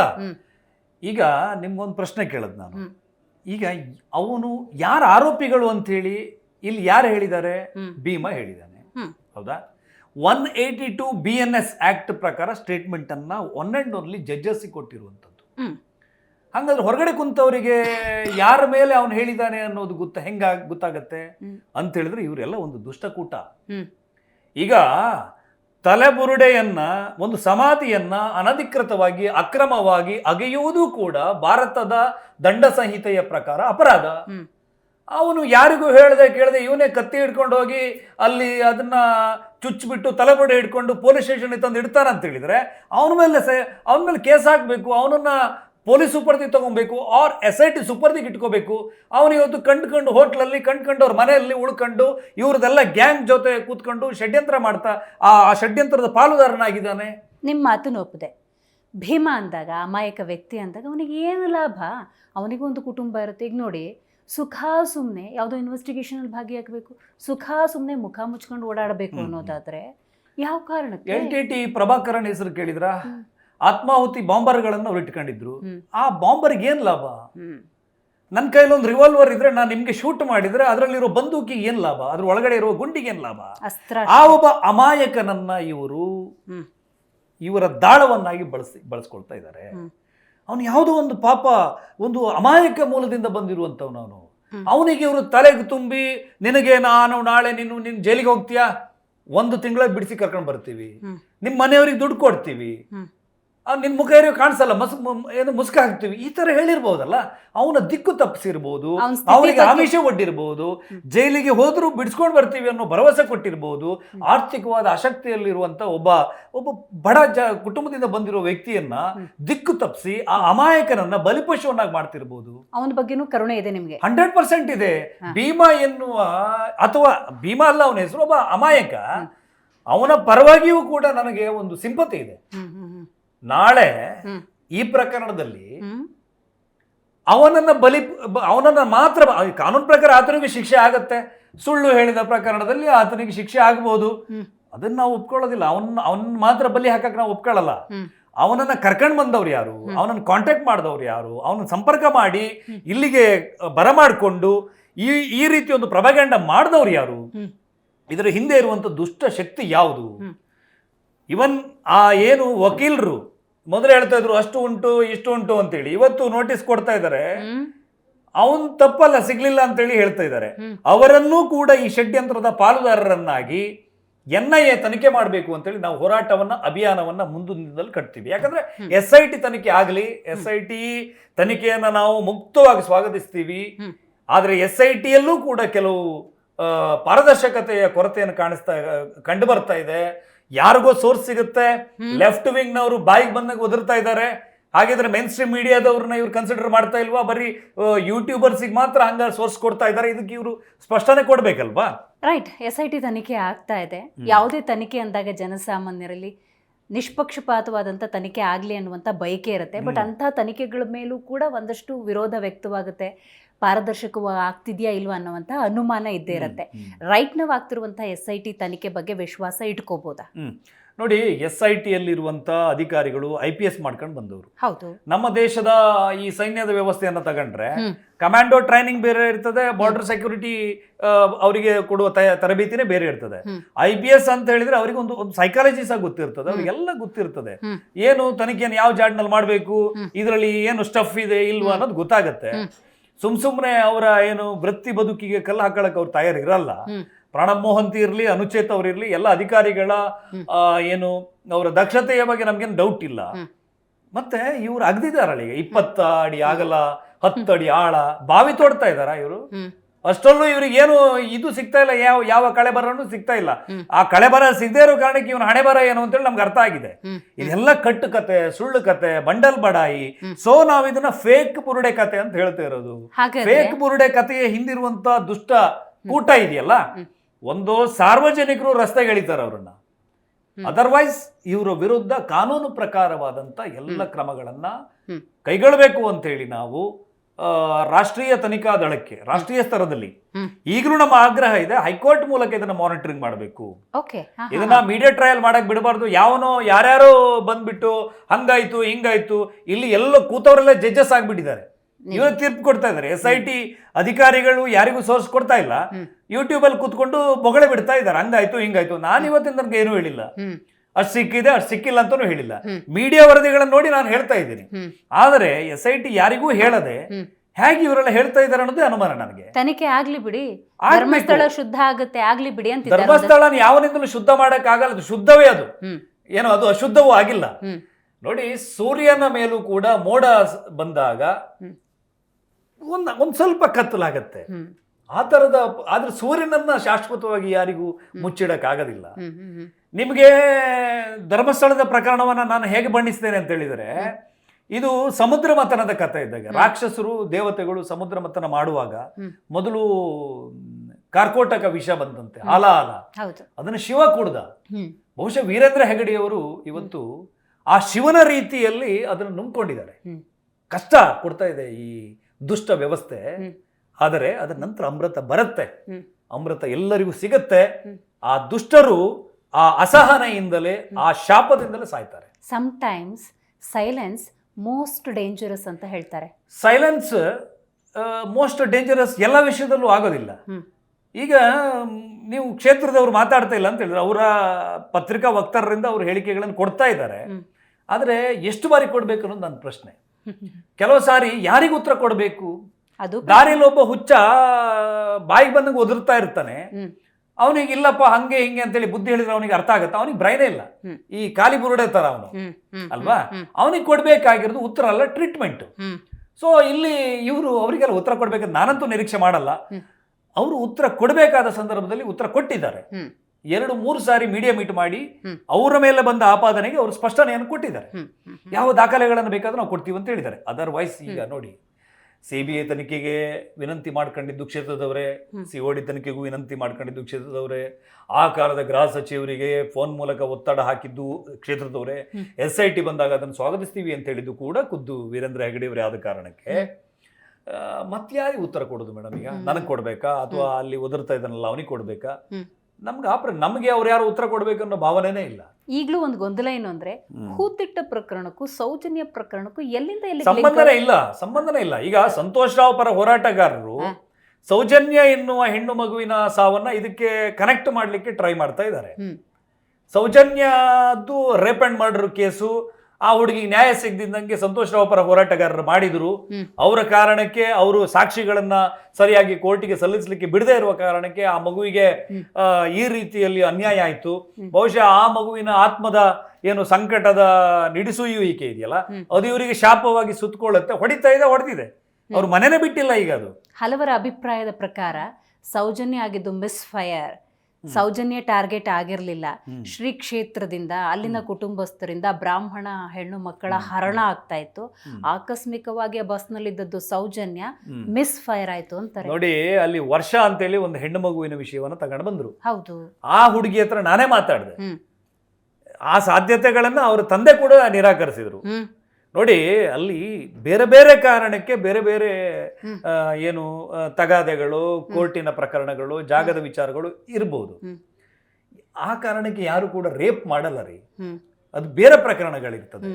ಇವರು ಅದನ್ನು ಇದಕ್ಕೆ ಕನೆಕ್ಟ್ ಮಾಡೋದು. ನಾನು ಕೇಳಿದೆ, ಅವ್ರ ತಂದೆ ಕೇಳಿದೆ, ಇಲ್ಲ ಅದನ್ನ ನಿಮ್ ಟಾರ್ಗೆಟ್ ಇದ್ದದ್ದು ನಿಮ್ ಮಗಳಂತೆ, ನಮ್ಗೆ ಗೊತ್ತಿಲ್ಲ, ಅದ್ರ ಬಗ್ಗೆ ನಾವೇನು ಮಾತಾಡಲ್ಲ, ನಮ್ಗೆ ಹಾಗಂತ ಅನ್ಸೋದು ಇಲ್ಲ. ಆ ವರ್ಷನ ಹತ್ರ ನಾನು ಮಾತಾಡಿದೆ, ಮೇಡಮ್ ಈ ತರ ಇದೆ, ಹಿಂಗೆ ಅಂತ ಹೇಳ್ತಾರೆ, ನೀವು ನೋಡಿದ್ರಿ ಅಂತ. ಅದೆಲ್ಲ ಸುಳ್ಳು. ನಾನು COD ತನಿಖೆಗೆ ಒಳಪಟ್ಟಿದ್ದೀನಿ. ನನ್ನ ಕೇಳಿದ್ರು, ನಾನು ಏನ್ ಹೇಳ್ಬೇಕು ಹೇಳಿದ್ದೀನಿ. ನನ್ನನ್ನ ಮೀಡಿಯಾದಲ್ಲಿ ನನ್ನ ಫೋಟೋ ತೋರಿಸೋದಾಗ್ಲಿ ಇನ್ನೊಂದು ಮಾಡೋದಾಗ್ಲಿ ನನ್ಗೆ ಇಷ್ಟ ಇಲ್ಲ, ಆದ್ರೆ ಅದೆಲ್ಲ ಸುಳ್ಳು ಅಂತ ಆ ಹುಡುಗಿ ಹೇಳಿದಾಳೆ. ಇವತ್ತು ಬಹುಶಃ ಬಾಣಂತನದಲ್ಲಿ ಇರ್ಬೋದು ಆ ಹೆಣ್ಮಗು. ಸುಮ್ಮನೆ ಯಾರ್ಯಾರನ್ನು ತಗೊಂಡು ವಾರಿಜ ಆಚಾರ್ತಿ ಅವ್ರನ್ನ ತಗೊಂಡೋಗಿ ವಾರಿಜ ಪೂಜಾರ್ತಿ ಮಾಡಿದ್ರು, ಬಿಲ್ ಅವ್ರನ್ನ ಎತ್ತು ಕಟ್ಟಕ್ಕೆ. ಸಂತೋಷ್ ಅವರು ವಿಶ್ವಕರ್ಮ ಜನಾಂಗದವರು. ಸಂತೋಷ್ ರಾವನ್ನ ಬ್ರಾಹ್ಮಣ ಅಂತೇಳಿ ಹೇಳಿ ಮಾಡಿದ್ರು, ಬ್ರಾಹ್ಮಣರನ್ನ ಎತ್ತು ಕಟ್ಟಕ್ಕೆ. ಬ್ರಾಹ್ಮಣರ ಹೆಣ್ಣು ಮಗಳು ಟಾರ್ಗೆಟ್ ಇದ್ಲು ಅಂತೇಳಿ ಹೇಳಿದ್ರು, ಯಾವ್ದು ಬ್ರಾಹ್ಮಣರನ್ನ ಎತ್ತು ಕಟ್ಟಕ್ಕೆ. ಸೌಜನ್ಯ ಅಂತ ಬರೀ ಹೆಸರಿತ್ತು, ಸೌಜನ್ಯ ಗೌಡ ಅಂತೇಳಿ ಉಲ್ಲೇಖ ಮಾಡಕ್ ಶುರು ಮಾಡಿದ್ರು, ಒಕ್ಕಲಿಗರನ್ನ ಎತ್ತು ಕಟ್ಟಲಿಕ್ಕೆ. ಅವಳು ಚಾಮುಂಡಿ ದೇವಿಯ ಭಕ್ತೆ ಅಂತ ಹೇಳಿದ್ರು, ಭಕ್ತರನ್ನ ಎತ್ತು ಕಟ್ಟಲಿಕ್ಕೆ. ಈ ಒಟ್ಟಾರೆ ಕಟ್ಟುಕತೆ. ಹಿಂದುತ್ವದ ವಿರೋಧಿಗಳು ಮಾಡ್ತಿರುವಂತಹ ಷಡ್ಯಂತ್ರವೇ ಇದು ಆಗಿತ್ತು ಅನ್ನೋದೇ. ಆದ್ರೆ ಇದಕ್ಕೆ ಕಾರಣೀಕರ್ತರು ಯಾರ್ಯಾರು ಅಂತ ನೋಡ್ತಾ ಹೋಗೋದಾದ್ರೆ, ಷಡ್ಯಂತ್ರ ಮಾಡೋರು ಎಷ್ಟು ಕಾರಣವೋ ಹಿಂದೂಗಳು ಕೂಡ ಅಷ್ಟೇ ಕಾರಣ. ನೋಡಿ, ಈಗ ಈ ದೇಶದಲ್ಲಿ ತಾಳಿಕೋಟೆ ಕದನ ಆಯ್ತು. ಗಿಲಾನಿ ಸೋದರರಿಗೆ ಜಾಗ ಕೊಟ್ಟವರು ವಿಜಯನಗರ ಸಾಮ್ರಾಟರು. ಗಿಲಾನಿ ಸೋದರರು ವಿಜಯನಗರ ಸಾಮ್ರಾಟರ ಆ ಯುದ್ಧ ಭೂಮಿಯಲ್ಲೇ ನಮ್ಮ ಸೈನ್ಯದ ವಿರುದ್ಧವೇ ಅವರು ಸೈನ್ಯವನ್ನು ತಿರುಗಿಸಿ ಬಿಡುತ್ತಾರೆ. ಅದರಲ್ಲಿ ಹಿಂದೂಗಳೇ ಇದ್ರು. ಈ ಹಿಂದೂಗಳು ಅಂತ ಹೇಳಿದ ತಕ್ಷಣ ಅವರು ಬಹಳ ಪರಿಪಕ್ವವಾಗಿ ಯೋಚನೆ ಮಾಡ್ತಾರೆ ಅಂತೇಳಿ ಅಲ್ಲ. ಬಹುತೇಕವಾಗಿ ಬ್ರೈನ್ ವಾಶ್ ಮಾಡಿದಾಗ, ಈಗ ಮಹೇಶ್ ಶೆಟ್ಟಿ ತಿಮ್ರೋಡಿ ಅನ್ನೋ ವ್ಯಕ್ತಿ ಕೇಸರಿ ಶಾಲ್ ಹಾಕೊಂಡೆ ಹಿಂದುತ್ವದ ವಿರೋಧಿ ಕೆಲಸವನ್ನ ಮಾಡ್ತಾ ಇದ್ದಾರೆ. ಒಂದು ಬಣ್ಣದ ಶಾಲನ್ನ ಹಾಕೊಂಡ ತಕ್ಷಣ ಇವರು ಹಿಂದೂವಾದಿ ಅಂತ ಹೇಳಕ್ ಆಗಲ್ಲ. ನನಗೊಂದ್ಸಲ ಒಬ್ಬ ಬಸ್ ಸ್ಟ್ಯಾಂಡ್ ಅಲ್ಲಿ ಒಬ್ಬ ಭಿಕ್ಷುಕ ಬರ್ತಾ ಇದ್ದ, ಕೇಸರಿಯನ್ನು ಹಾಕೊಂಡಿದ್ದ. ಅವನ್ ಮಾತು ಕೇಳಿದ್ರೆ ಅವನೊಬ್ಬ ಮುಸ್ಲಿಂ ತರ ಕಾಣಿಸ್ತು ನನಗೆ, ರುದ್ರಾಕ್ಷಿ ಎಲ್ಲ ಹಾಕೊಂಡಿದ್ದ. ನಾನು ವಿಚಾರಿಸಿ ಅವನನ್ನ ಎನ್ಕ್ವೈರಿ ಮಾಡಿ ಜೋರಾಗಿ ಕೇಳಿದಾಗ ಅವ್ನ್ ಗೊತ್ತಾಯ್ತು ಅವನೊಬ್ಬ ಮುಸ್ಲಿಂ. ಅಂದ್ರೆ ಯಾವುದೋ ಒಂದು ವಸ್ತ್ರವನ್ನು ಹಾಕಿದ ತಕ್ಷಣ ಅವನೇ ಅಂತ ಹೇಳೋದು ಆಗೋದಿಲ್ಲ, ತಪ್ಪಾಗತ್ತೆ. ಇದರಲ್ಲಿ ಕೇಸರಿ ಎನ್ನುವ ಫ್ಲೇವರ್ನ ತಂದು ಇವರು ಮಾಡ್ತಾ ಇರೋದು ನಮ್ಮ ಧಾರ್ಮಿಕ ಶ್ರದ್ಧಾ ಕೇಂದ್ರದ ವಿರುದ್ಧದ ದಾಳಿ. ಹಾಗಾದ್ರೆ ಶ್ರೀ ಕ್ಷೇತ್ರವನ್ನ ಮುಜರಾಯಿ ಇಲಾಖೆ ಕೊಡ್ಬೇಕು ಅನ್ನುವಂತ ಪ್ಲಾನ್ಗಳೇನಾದ್ರು ಹಿಂದೆ ಕಾಣ್ತಾ ಇದೆ? ಮುಜರಾಯಿ ಇಲಾಖೆಗೆ ಇವ್ರು ಮತ್ತೆ ಹುಟ್ಟು ಬಂದ್ರು ಕೊಡಕ್ಕಾಗಲ್ಲ, ಅಷ್ಟು ಡಾಕ್ಯುಮೆಂಟು. ಅದು ಯಾಕಂದ್ರೆ ಸುಪ್ರೀಂ ಕೋರ್ಟ್ ಅಲ್ಲೇ ಜಡ್ಜ್ಮೆಂಟ್ ಆಗಿರುವಂಥದ್ದು. ಏನ್ ನಾಳೆ ಮುಜರಾಯಿ ಇಲಾಖೆ ಕೊಡಿಸ್ತಾರ ಅನ್ನೋ ಆತಂಕವೋ ಭಯವೋ ಆ ಧರ್ಮಾಧಿಕಾರಿಗಳ ಕುಟುಂಬಕ್ಕೂ ಇಲ್ಲ, ಭಕ್ತರಿಗೂ ಇಲ್ಲ. ಮುಜರಾಯಿ ಇಲಾಖೆಗೆ ಎಲ್ಲಾದ್ರೂ ಇದ್ದಿದ್ರೆ ಈ ದೇವಸ್ಥಾನ ಇಷ್ಟು ಪ್ರವರ್ಧಮಾನಕ್ಕೆ ಬರ್ತಿರ್ಲಿಲ್ಲ. ಒಂದು ಸರ್ಕಾರ ಮಾಡದೇ ಇರುವ ಕಾರ್ಯವನ್ನ ಇವತ್ತು ಧರ್ಮಸ್ಥಳ ಮಂಜುನಾಥೇಶ್ವರ ಸ್ವಾಮಿ ದೇವಸ್ಥಾನದ ಮೂಲಕ ಅವರ ಟ್ರಸ್ಟ್ ಮಾಡ್ತಾ ಇದೆ. ಆ ಆತಂಕ ಏನಿಲ್ಲ, ಆದ್ರೆ ಉದ್ದೇಶ ಅವ್ರದ್ದು ಅದೇ ಇರುವುದು. ಧರ್ಮಸ್ಥಳ ದೇವಸ್ಥಾನದಿಂದ ಆ ಧರ್ಮಾಧಿಕಾರಿಗಳ ಕುಟುಂಬದ ಕೈಯಿಂದ ಅದನ್ನು ಬಿಡಿಸ್ಬೇಕು ಅನ್ನೋದೊಂದು ಅವರ ಹೇಳಿಕೆಗಳನ್ನು ನಾವು ಕೇಳಿದ್ದೀವಿ. ಆಮೇಲೆ ಧರ್ಮಸ್ಥಳಕ್ಕೆ JCB ನುಗ್ಗಿಸ್ತೀನಿ ಅಂತೇಳಿ ಒಬ್ಬ ಹೇಳಿದ್ದ ದುಷ್ಟ. ಮೊನ್ನೆ ಧರ್ಮಸ್ಥಳದ ಮಹಾದ್ವಾರದ ಒಳಗಡೆ JCB ಪ್ರವೇಶ ಆಗಿದೆ. ಬಾಹುಬಲಿ ಬೆಟ್ಟದಲ್ಲಿ ಹೆಣವನ್ನ ಹೂತಾಕಿದ್ದೀನಿ ಅಂತೇಳಿ ಅನಾಮಿಕ ವ್ಯಕ್ತಿ ಹೇಳ್ತಾನೆ. 10 ಅಡಿ ಆಳ 20 ಅಡಿ ಅಗಲ ಅಲ್ಲಿ ಅಗೀತಾರೆ. ಏನು ಸಿಗಲ್ಲ ಇವ್ರಿಗೆ, ಸಿಕ್ಕಿರೋದು ಬರೀ ಮಣ್ಣಷ್ಟೇ. ಆಯ್ತಾ? ಇವರು ಹಿಂಗೆ ಬಿಟ್ರೆ ನಾಳೆ ಅಣ್ಣಪ್ಪ ಬೆಟ್ಟ ಅಂತ ನಾವು, ನಾಡಿದ್ದು ಧರ್ಮಸ್ಥಳ ದೇವಸ್ಥಾನದ ಆವರಣ ಅಂತಾನೆ, ಗರ್ಭಗುಡಿನೂ ಅಂತ ನಾವು. ಇದು ಯಾಕಂದ್ರೆ ನಾವು ಈ ಶ್ರದ್ಧೆಯಿಂದ ಸಹನೆಯಿಂದ ಇದನ್ನ ನೋಡ್ತಾ ಹೋದ್ರೆ ನಾಳೆ ಧರ್ಮಸ್ಥಳದ ಒಳಗೆ ಅವನು ಹೇಳ್ದಂಗೆ JCB ನುಗ್ಗಿಸ್ತಾನೆ. ಅದಕ್ಕೋಸ್ಕರವೇ ನಾವು ಧರ್ಮ ಸಂರಕ್ಷಣಾ ಸಮಾವೇಶವನ್ನ ಮಾಡ್ತೀವಿ, ಧರ್ಮ ಜಾಗರಣ ಮಾಡ್ತೀವಿ. ಯಾವುದೋ ಎಡಚರತರ ಕೇಳ್ಕೊಂಡು ಪರ್ಮಿಷನ್ ತಗೊಂಡು ನಾವು ಇದನ್ನ ಮಾಡ್ಬೇಕಿಲ್ಲ. ನಿನ್ನೆ ಯಾರು ಹೇಳಿದ್ರು ಅಲ್ಲಿ ನಿಮ್ದೇನು ಧರ್ಮ ಸಂರಕ್ಷಣೆ ಅಂತೇಳಿ. ನಮ್ಗೆ ಗೊತ್ತಿದೆ ನಮ್ಮ ತೀರಾ ನಮ್ಮ ಸುದ್ದಿಗೆ ಬಂದ್ರೆ ಹೆಂಗೆ ಜಾಡಿಸಿ ಓದಿಬೇಕು ಅನ್ನೋದು ನಮ್ಗೆ ಗೊತ್ತಿದೆ. ರೈಟ್. ಭೀಮಾ ಅನ್ನುವಂತಹ ಅನಾಮಿಕ ವ್ಯಕ್ತಿ ನೀವು ಹೇಳ್ದಾಗೇನೆ ಎಲ್ಲೆಲ್ಲಿ ತೋರಿಸ್ತಾನೆ ಅಲ್ಲಿ ಅಗದು ಶವಗಳಿದ್ದಾವ ಇಲ್ವಾ ಅನ್ನೋದನ್ನ ನೋಡಬೇಕು ಅನ್ನೋದಾದ್ರೆ SIT ಅಧಿಕಾರಿಗಳು ಆತ ಸತ್ಯ ಹೊರಗೆ ತರಬೇಕು ಅನ್ನೋದಾದ್ರೆ ಆತ ಎಲ್ಲೆಲ್ಲಿ ತೋರಿಸ್ತಾನೆ ಅಲ್ಲಿ ಅಗಿಲೇಬೇಕಲ್ಲ ಮೇಡಮ್. ಈಗ ಅವನು ಎಲ್ಲೆಲ್ಲಿ ತೋರಿಸ್ತಾನೆ ಅಲ್ಲಲ್ಲಿ ಆಗಲಿಕ್ಕೆ ನಮ್ದೇನು ಆಕ್ಷೇಪಣೆ ಇಲ್ಲ. ತನಿಖೆ ಹೆಂಗಿರ್ಬೇಕು ಅಂತ ಹೇಳಿದ್ರೆ ಮೊದಲು 13 ಪಾಯಿಂಟ್ ಮಾಡಿದ್ರು. ಹೌದು, 13 ಪಾಯಿಂಟ್ ಆಗಿದ್ರು. ಇವರಿಗೆ ತೃಪ್ತಿದಾಯಕವಾದ ಯಾವ ಅಂಶವೂ ಅಲ್ಲಿ ಸಿಗಲಿಲ್ಲ. ಆಮೇಲೆ ಇದ್ದಕ್ಕಿದ್ದಂಗೆ 11ನೇ ಪಾಯಿಂಟ್ ಇಂದ ಕಾಡು ಒಳಗಡೆ ಹೋದ. ಅಲ್ಲಿ ಯಾರೋ ನೇಣು ಹಾಕೊಂಡ ಸ್ಥಿತಿಯಲ್ಲಿ ಇದ್ದಂತ ಒಂದು ಅಸ್ಥಿ ಪಂಜರ ಸಿಗತ್ತೆ. ಅದು UDR ಆಗಬೇಕು, ಪೊಲೀಸ್ ಸುಪರ್ದಿ ಬರಬೇಕು. ಅದನ್ನು ಕೂಡ SIT ತನ್ನ ಸುಪರ್ದಿ ತಗೊಳತ್ತೆ. ಅದು ಏನು ಅಗದು ತೆಗೆದಿರುವಂತ ಅಸ್ಥಿ ಪಂಜರ ಅಲ್ಲ. ಆಮೇಲೆ ಇನ್ಯಾವುದು ಅಲ್ಲೊಂದ್ ಕಡೆ 14 ವರ್ಷದ ಹೆಣ್ಮಗುವಿನ ಊದಿದ್ದೀನಿ ಅಂತ ಅಲ್ಲಿ ಹೋಗ್ತಾನೆ, ಅಲ್ಲಿ ಆಗಿಸ್ತಾನೆ. ಅಲ್ಲಿ ಅಧಿಕಾರಿಗಳಿಗೆ ಅವನು ಹೇಳ್ತಾನೆ ಇದು ಪೋಸ್ಟ್ ಮಾರ್ಟಮ್ ಆಗಿತ್ತು, ಡಾಕ್ಟರ್ ಬಂದಿದ್ರು, ಆಮೇಲೆ ಪೊಲೀಸರು ಇದ್ರು ಅಂತ ಹೇಳ್ತಾನೆ. ಹಂಗಿದ್ರೆ ಅದು ಆಥರೈಸ್ಡ್ ಆಗಿ ಅಧಿಕೃತವಾಗಿ ಪೋಸ್ಟ್ ಮಾರ್ಟಮ್ ಮಾಡಿ ಹೋಗಿರುವುದು ಅಂತ ಆಯ್ತು. ಆಯ್ತಲ್ಲ, ಅಗದಾಗ್ಲೂ ಏನು ಸಿಕ್ಕಿಲ್ಲ. ಇಷ್ಟಿದ್ದಾಗ ಅವರು ಅನುಮಾನಗೊಂಡು ಆತನನ್ನ ಸರಿಯಾಗಿ ವಿಚಾರಣೆಗೆ ಒಳಪಡಿಸಬೇಕು. ಹಾಗಾದ್ರೆ ಈ ಅನಾಮಿಕ ಏನಿದ್ದಾನೆ ಅವನು ಧೈರ್ಯ ಮಾಡ್ದ, ಪಾಪ ಪ್ರಜ್ಞೆ ಕಾಡ್ತಾ ಇತ್ತು, ಹಾಗಾಗಿ ಒಂದು ದಿವಸ ನಾನು ಸತ್ಯ ಹೇಳಲೇಬೇಕು ಅಂತ ಬಂದ ಅನ್ನುವಂಥ ಈ ಪ್ರಕ್ರಿಯೆ ಏನಿದೆ ಅದನ್ನ ಹಾಗೆ ಒಪ್ಕೊಳ್ಳೋಣ. ಬೇಕಾದ್ರೆ ಆ ಮನಃಶಾಂತಿಗಾಗಿ ನನ್ನ ಆತ್ಮಸಾಕ್ಷಿಗೆ ಹೆದರಿ ಅವನು ಬಂದ ಅಂತಾನೆ ಇಟ್ಕೊಳ್ಳೋಣ. ಈಗ ಒಂದಷ್ಟು ಜನ ಹೊರಗೆ ಬರ್ತಿದಾರಂತೆ, ಸತ್ಯ ಬಾಯ್ ಬಿಡ್ತಾರಂತೆ, ನಾನು ಕಂಡೆ ಅಂತ ಹೇಳ್ತಾರಂತ. ಹೌದಾ? ಈಗ ನಿಮ್ಗೆ ಷಡ್ಯಂತ್ರಗಳನ್ನು ಮಾಡೋದು ಬಹಳ ಸುಲಭ ಇದರಲ್ಲಿ. ಇಷ್ಟು ದಿನಗಳ ಕಾಲ ಹೋರಾಟಗಾರರ ಜಾಡ್ನಲ್ಲಿ ಒಬ್ಬ ಜಯಂತ್ ತಂಗಪ್ಪನ್ ಅಂತೇಳಿ ಒಬ್ಬ ವ್ಯಕ್ತಿ ಇದ್ದ. ಆ ತಂಗಪ್ಪನ್ನು ಮೊನ್ನೆ SIT ಕಂಪ್ಲೇಂಟ್ ಕೊಡ್ತಾರೆ. ಇಷ್ಟು ದಿನ ಅವನ ಬಾಯಿಗೆ ಏನು ಯಾರು ಇದು ಹೊಲಿಗೆ ಹಾಕಿದ್ರ ಅವನಿಗೆ? ಅವನು ಯಾಕೆ ಇಷ್ಟು ದಿನ ಬೊಗಳ್ಲಿಕ್ಕೆ ಆಗ್ಲಿಲ್ಲ ಅವನಿಗೆ ಇದನ್ನ? ಈಗಂದ್ರೆ ಇವನು ಮುಂದೆ ನಾನು ಕಳಿಸ್ಕೊಡ್ತೀನಿ, ಆಮೇಲೆ ನಮ್ಗೆ ಸಾಕ್ಷಿ ಮೊದಲು ಅನಾಮಿಕ ಹೇಳೋದು ನಾನು ಒಬ್ಬನೇ ಹೊತ್ಕೊಂಡು ಹೋದೆ ಅಂತೇಳಿ ಸ್ಟೇಟ್ಮೆಂಟ್ ಮಾಡಿದ್ದು. ಹೌದು. ಈಗ ಅದನ್ನ ನಾವೆಲ್ಲ ನೋಡಿದೀವಿ ಅಂತೇಳಿ ಒಂದು 5-6 ಜನ ಬಂದ್ರು ಅಂತ ಹೇಳಿ ಧೈರ್ಯ ಬಂತೇನೋ. ಅಲ್ಲ, ಅವನು ಹೇಳುದು ಒಬ್ಬನೇ ಅಂತ ಹೇಳಿ ಅಲ್ಲ. ನೋಡಿ, ಇದನ್ನ ಅವರದ್ದೇ ಬಳಗದಲ್ಲಿರುವ ವ್ಯಕ್ತಿಗಳನ್ನ ಕ್ರಿಯೇಟ್ ಮಾಡಿ ಕಳಿಸೋದು. ಈಗ ಸಾಕ್ಷಿ ಅಂತ ಹೇಳಿದ್ರೆ ಯಾರೋ ಬಂದು ಹೇಳಿದ ತಕ್ಷಣ ಅದು ಸಾಬೀತಾಗೋದಿಲ್ಲ. ಅದಕ್ಕೆಲ್ಲ ವೈಜ್ಞಾನಿಕವಾದ ತನಿಖೆಗಳು ಎಲ್ಲವೂ ನಡಿಬೇಕು. ಭೀಮನನ್ನೇ ಕೊಂದೇ ಬಿಡ್ತಾರೆ, ಸತ್ಯ ಬಾಯ್ ಬಿಟ್ಟಿದ್ದಾನ ಅವನು, ಈ ಬಿಡೋದಿಲ್ಲ ಜನ ಅವನ್ನ ಅಂತ ಹೇಳ್ತಾರಲ್ಲ. ಯಾರು ಜನ ಯಾಕೆ ಕೊಲ್ತಾರೆ? ಕೊಲ್ಲೋದಾದ್ರೆ ಇವರೇ ಕೊಲ್ಲಬಹುದು. ಇವ್ರ ಜೊತೆನೆ ಇರೋದು ಅವನು, ಇವ್ರ ಜೊತೆನೆ ಊಟ ಮಾಡೋದು, ಇವ್ರ ಜೊತೆನೆ ಇವ್ರು ಮಲಗುವ ಜಾಗದಲ್ಲಿ ಅವನು ಮಲಗೋದು. ನಾಳೆ ಅವನನ್ನ ಇವರೇ ಕೊಲ್ತಾರೇನೋ. ಒಬ್ಬ ಅಮಾಯಕನನ್ನ, ಒಬ್ಬ ಯಾವುದೋ ಊರಿನಿಂದ ಕರ್ಕೊಂಡು ಬಂದು ಒಬ್ಬ ಅಮಾಯಕನನ್ನ, ನಿಷ್ಪಾಪಿಯನ್ನ ಬಲಿ ಕೊಡ್ತಾರೆ ಅಂತ ನನಗೂ ಕೂಡ ಒಂದು ಅನುಮಾನ ಇದೆ. ಟೀಕೆ ಟಿಪ್ಪಣಿಗಳು ಹಾಗೂ ಹೀಗೂ ಹೇಗೆಗೋ ಬರ್ತಾ ಇದೆ. ಅದೊಂದು ಶೈವ ದೇವರು, ವೈಷ್ಣವರ ಪೂಜೆ, ಜೈನರ ಆಡಳಿತ, ಈ ದೇಗುಲ ಅನ್ನೋದೇನಿದೆ, ಆ ಕುಟುಂಬದವರೇನಿದ್ದಾರೆ ಈ ಭಕ್ತಾದಿಗಳ ಭಾವನೆಗಳನ್ನ ಎನ್ಕ್ಯಾಶ್ ಮಾಡ್ಕೊಂಡಿದ್ದಾರೆ. ನೋಡಿ, ಈ ನಮ್ದು ಸನಾತನ ಧರ್ಮ ಪರಂಪರೆಯಲ್ಲಿ ಇರುವಂಥದ್ದು. ಜೈನರಾಗಲಿ, ವೈಷ್ಣವರಾಗಲಿ, ಶೈವರಾಗಲಿ ನಾವೆಲ್ಲ ಒಂದೇ. ನಾವೇನು ಬೇರೆ ಮರಳುಗಾಡಿಂದ ಬಂದಂಥ ಧರ್ಮಗಳಲ್ಲ ಅವೆಲ್ಲ. ಇದೇ ಈ ನೆಲದ ಏನು ಕಣಕಣದಲ್ಲೇ ಹುಟ್ಟಿ ಬೆಳೆದಂಥ ಒಂದು ನಡಾವಳಿಗಳದು, ಜೀವನ ಶೈಲಿಗಳವೆಲ್ಲ. ಇದೆಲ್ಲ ಒಂದು ಜೀವನ ಪದ್ಧತಿ ಇದು. ಜೈನರು ಅಂತ ಹೇಳಿದ ತಕ್ಷಣ ಜೈನ ರಾಮಾಯಣನೇ ಇದೆ. ಜೈನರು ರಾಮನ ಆರಾಧನೆ ಮಾಡ್ತಾರೆ. ಪದ್ಮಾವತಿ ನಮ್ಮ ಹಿಂದೂ ದೇವತೆನೆ. ಇವತ್ತು ಭಾರತದಲ್ಲಿ ಲಕ್ಷಾಂತರ ಜೈನರ ಮನೆಗಳಲ್ಲಿ ಗಣೇಶೋತ್ಸವಗಳನ್ನ, ಗಣಪತಿ ಮೂರ್ತಿಗಳನ್ನ ಪ್ರತಿಷ್ಠಾಪನೆ ಮಾಡ್ತಾರೆ. ಇದರಲ್ಲಿ ನಮ್ಗೇನು ಜೈನರು ಇನ್ನೊಂದು ಧರ್ಮ ಅನ್ನೋ ಭಾವನೆನೇ ಇಲ್ಲ. ಶೈವ, ವೈಷ್ಣವ ಈ ತಾರತಮ್ಯಗಳನ್ನ ಇವೆಲ್ಲವನ್ನ ಸಾಮರಸ್ಯದಲ್ಲಿ ಕಟ್ಟಿರುವಂತ ಏನು ನಮ್ಮ ಶಂಕರರ ಪಂಚಾಯತನ ಪೂಜಾ ಪದ್ಧತಿ ಏನಿದೆ, ಯಾವ ತಾರತಮ್ಯಗಳು ಇಲ್ಲದೆ ಅದನ್ನು ಒಂದು ಏಕತೆಯ ದಾರದಲ್ಲಿ ಪೋಣಿಸಿರುವಂತ ಒಂದು ಶ್ರೇಷ್ಠತೆ ಅದು. ಅಲ್ಲಿ ಬಾಹುಬಲಿನೂ ಇದ್ದಾರೆ, ಅಲ್ಲಿ ಮಹಾದೇವನು ಇದ್ದಾನೆ. ಇದೆಲ್ಲ ಖುಷಿ ಅಲ್ಲ. ವೈಷ್ಣವರು ಪೂಜೆ ಮಾಡ್ತಾರೆ, ಜೈನರು ಧರ್ಮಾಧಿಕಾರಿಗಳಾಗಿದ್ದಾರೆ. ಇದ್ರಲ್ಲಿ ಏನು ತಪ್ಪೇನಿದೆ? ನಿಮ್ಗೊಂದು ವಿಷಯ ಗೊತ್ತಾ? ಇಡೀ ಭಾರತದಲ್ಲಿ ಪಂಕ್ತಿ ಭೇದದ ಬಗ್ಗೆ ಚರ್ಚೆಗಳಿದ್ದಾಗ ಅದಕ್ಕಿಂತ ಮೊದಲೇ ಪಂಕ್ತಿ ಭೇದವನ್ನ ನಿವಾರಿಸಿ ಸಮಾನವಾಗಿ ಊಟಕ್ಕೆ ಹಾಕಿದಂಥದ್ದು ಧರ್ಮಸ್ಥಳ. ಮನೆಯೊಬ್ಬರು ಮಾಜಿ ಸಚಿವರು ಹೇಳ್ತಾರೆ, ಈ ಚಿಪ್ಪುಗಳಲ್ಲಿ ಊಟ ಕೊಡ್ತಿದ್ದ ಕಾಲದಲ್ಲಿ ಇವರು ಸಮಾನವಾಗಿ ಸಾಪಂಕ್ತಿ ಭೋಜನವನ್ನು ಏರ್ಪಡಿಸಿದವರು. ಇಡೀ ಭಾರತ ದೇಶಕ್ಕೆ ದೊಡ್ಡ ಒಂದು ಸಮಾನತೆಯ ಒಂದು ಮಂತ್ರವನ್ನು ಹೇಳ್ಕೊಟ್ಟಿದ್ದ ಧರ್ಮಸ್ಥಳ ರೀ. ಜಾಗತಿಕವಾಗಿ ಸತ್ಯ, ಧರ್ಮ, ನ್ಯಾಯ, ನೀತಿ, ನಿಷ್ಠೆ ಇದೆಲ್ಲವನ್ನ ತೋರಿಸ್ಕೊಟ್ಟಂತ ಪುಣ್ಯ ನೆಲ ಅದು. ಇವತ್ತು ನೀವು ಧರ್ಮಸ್ಥಳ ಅಂತ ಹೊಡೆದ್ರೆ ಮಾಸ್ಬರಿಯಲ್ ಅಂತ ಬರುತ್ತೆ. ಇದು ಯಾರು ಮಾಡಿದ್ದು? ಈ ದುಷ್ಟಕೂಟ ಮಾಡಿತ್ತಾನೆ. ಧರ್ಮಸ್ಥಳದಲ್ಲಿ ರೇಫಿಶ್ಗಳಿದ್ದಾರೆ ಅಂತ ಹೇಳಿದ್ರೆ ಯಾರು ಹೊಡಿಯಲ್ವಾ? ಆಟೋದವರು ಮೊನ್ನೆ ಯಾರೋ ಮೇಲೆ, ಯೂಟ್ಯೂಬರ್ಸ್ ಮೇಲೆ ದಾಳಿಯನ್ನ ಮಾಡಿದ್ರು.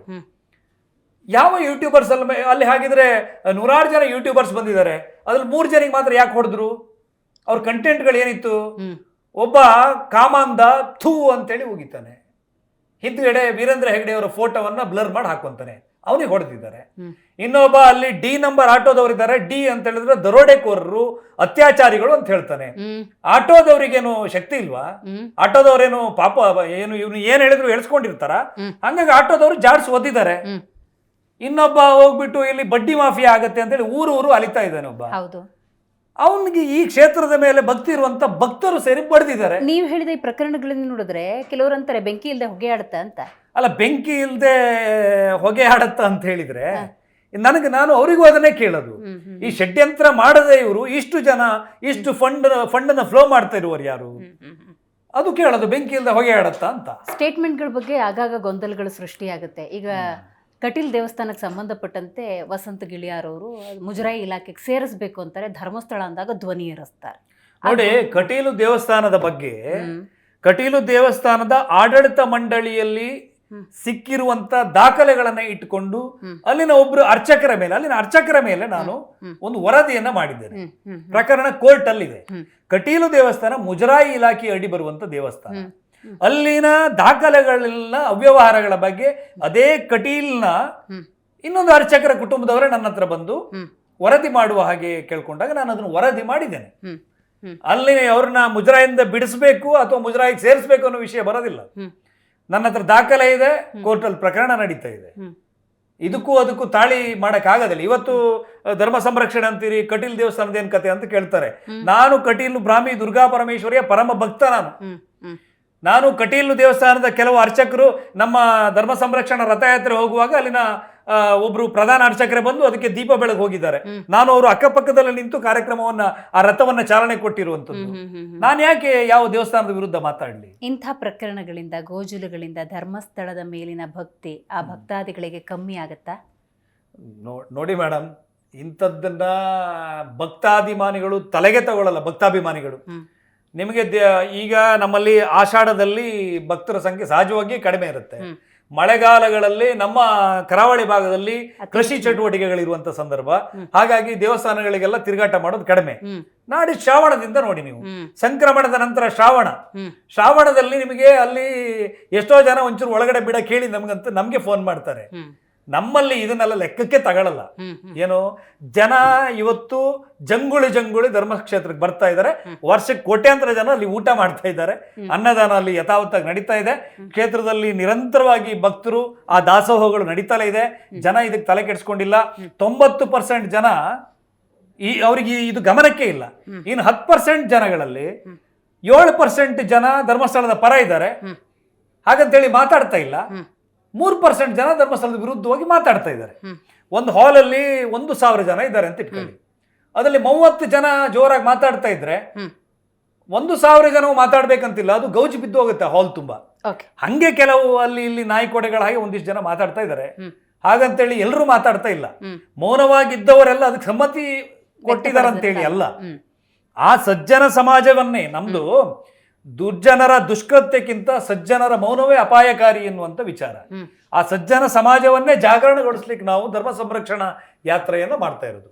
ರೈಟ್. ಈ ಪ್ರಕರಣದ ಅಂತ್ಯ ಯಾವಾಗ? ಹಂಗಾದ್ರೆ ಪ್ರಕರಣದ ಅಂತ್ಯ ಈ ಷಡ್ಯಂತ್ರಗಳ ಹಿಂದಿರುವವರನ್ನ ಈ ಸರ್ಕಾರದ ಕಾನೂನುಬದ್ಧವಾಗಿ ಅವ್ರನ್ನ ತನಿಖೆಗೊಳಪಡಿಸಬೇಕು, ಸಾರ್ವಜನಿಕವಾಗಿ ಅವ್ರನ್ನ ಬೆತ್ತಲುಗೊಳಿಸಬೇಕು, ಅವರ ಏನು ಬಣ್ಣವನ್ನ ಬಯಲುಗೊಳಿಸಬೇಕು.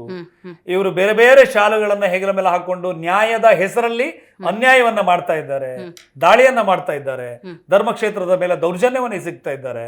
ಇವರನ್ನ ರಾಷ್ಟ್ರೀಯ ತನಿಖಾ ದಳದ ಅಡಿಯಲ್ಲಿ ತನಿಖೆ ಒಳಪಡಿಸಬೇಕು. ನೋಡಿ, ಧರ್ಮಕ್ಷೇತ್ರದ ಮೇಲೆ ಮಹಮ್ಮದ್ ಗೋರಿಗಳು ಸೋಮನಾಥ ಟೆಂಪಲ್ ಮೇಲೆ 17 ಬಾರಿ ದಂಡೆತ್ತಿ ಬಂದು ತಗೊಂಡು ಹೋದ್ರು. ಮತ್ತೆ ಆ ದೇವಸ್ಥಾನ ಎದ್ದು ನಿಂತಿದೆ. ಇವರಿಂದ ಏನೂ ಮಾಡಕ್ಕಾಗಲ್ಲ. ಧರ್ಮಸ್ಥಳ ಅದು ಯಾವಾಗಲೂ ಪರಿಶುದ್ಧ, ಅದನ್ನು ಶುದ್ಧ ಮಾಡಕ್ ಆಗೋದಿಲ್ಲ. ಆದ್ರೆ ಇವರ ಮನಸ್ಸಿನ ಒಳಗಡೆ ಇರುವಂತಹ ಮಾಲಿನ್ಯ ಶುದ್ಧ ಆಗಬೇಕು. ಈಗ ರಾಮ ಸೀತೆಯನ್ನ ಅಗ್ನಿ ಪ್ರವೇಶ ಮಾಡಕ್ ಹೇಳಿದ್ದು ರಾಮನಿಗೆ ಡೌಟ್ ಇದೆ ಅಂತಲ್ಲ, ಕಡೆ ಪಕ್ಷ ಜನರಿಗೆ ಒಂದು ಕ್ಲಾರಿಟಿ ಸಿಗ್ಲಿ ಅನ್ನುವಂಥ ವಾದನ. ಹಂಗಾದ್ರೆ ನಿಮಗೆ, ನನಗೆ ಅನ್ಸೋ ಪ್ರಕಾರ ಇದು ಅಣ್ಣಪ್ಪನ ಪವಾಡ. ಯಾಕಂದ್ರೆ ಧರ್ಮಕ್ಷೇತ್ರದ ಮೇಲೆ ಈ ಧರ್ಮಾಧಿಕಾರಿಗಳಿರುವ ಕಾಲದಲ್ಲೇ ಒಂದು ಅಪವಾದ ಬಂತು. ಈ ಧರ್ಮಾಧಿಕಾರಿಗಳ ಇದು 78ನೇ ವರ್ಷ ಆಯ್ತಾ. ಇನ್ನೊಂದು 30 ವರ್ಷ ಅವರಲ್ಲಿ ಇರ್ತಾರೆ ಅಂತ ನಾನು ಹೇಳಲ್ಲ.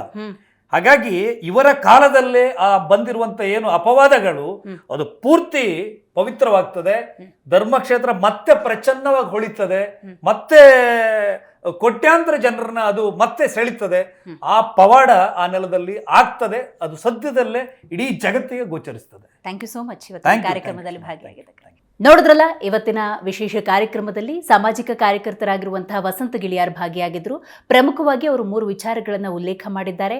ಒಂದು, ಅನಾಮಿಕನ ಬಗ್ಗೆ ಕರುಣೆ ಇದೆ. 2ನೇದಾಗಿ ಇದೊಂದು ಷಡ್ಯಂತ್ರ. 3ನೇದಾಗಿ ತನಿಖೆ ಆಗಲಿ, ಸತ್ಯ ಹೊರಗೆ ಬರಲಿ ಅಂತ ಹೇಳಿದ್ದಾರೆ. ನೋಡ್ತಾ ಇರಿ ಜಿ ಕನ್ನಡ ನ್ಯೂಸ್, ಸತ್ಯವೇ ಸುದ್ದಿಯ ಜೀವಾಳ.